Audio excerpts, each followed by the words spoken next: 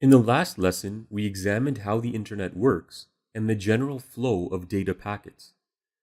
Now we can take a look at the mechanisms that allow or restrict the movement of these packets using network routers, firewalls, and port configurations.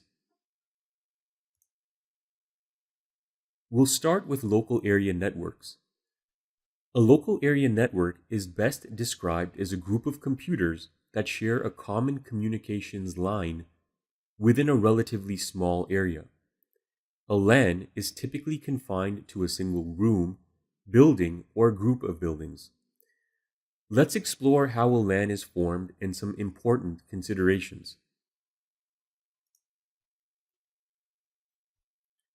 To illustrate the structure of a local area network, we'll start with the most basic network configuration. When we first sign up for internet access with our local ISP, the ISP issues us a modem.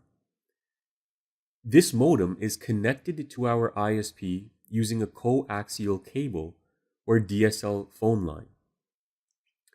This cable connection allows us to transmit data packets over the internet, as we learned earlier.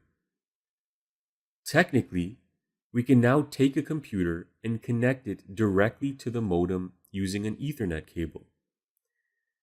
In this case, the IP address assigned to the modem by our ISP would resolve directly to our computer. We're now connected and can send emails, browse the internet, and transfer files. This is a great start, but there are some important issues we have neglected in this type of setup.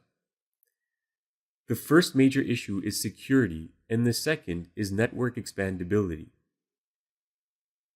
First, our computer's operating system, whether Windows, Mac OS, or Linux, is a very complex software with many applications.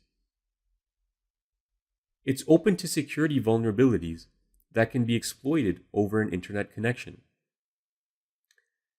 Hackers commonly look for security issues in software and exploit these vulnerabilities when found.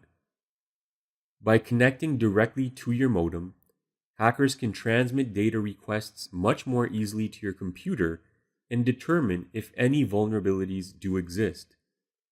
We'll explore this in more detail in the next lecture.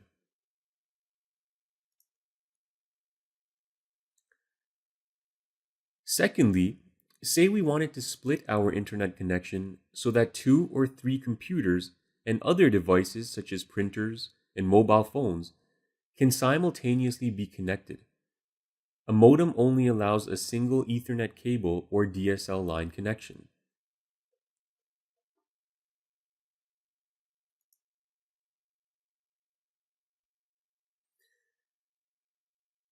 In order to split the connection, we would need a router.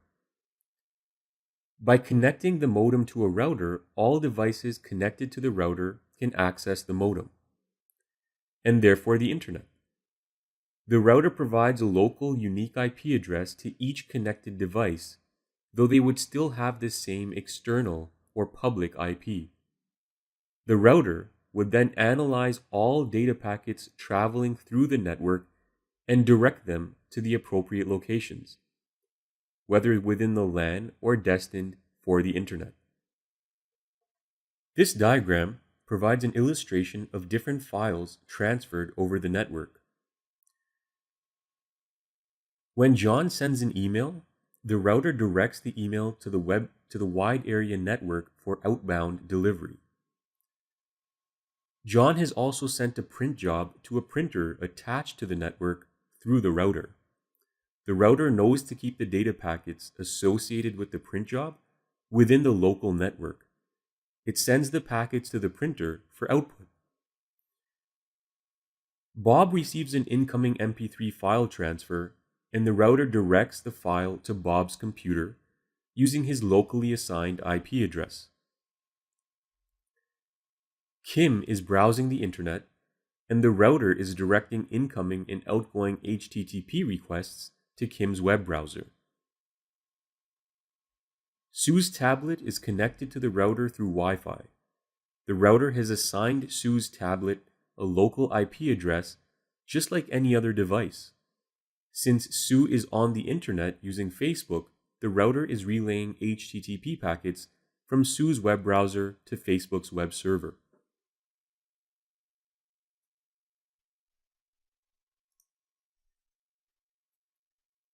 WAN, or Wide Area Network, is simply a more complex network that spans across much larger geographic areas, such as cities, states, and nations.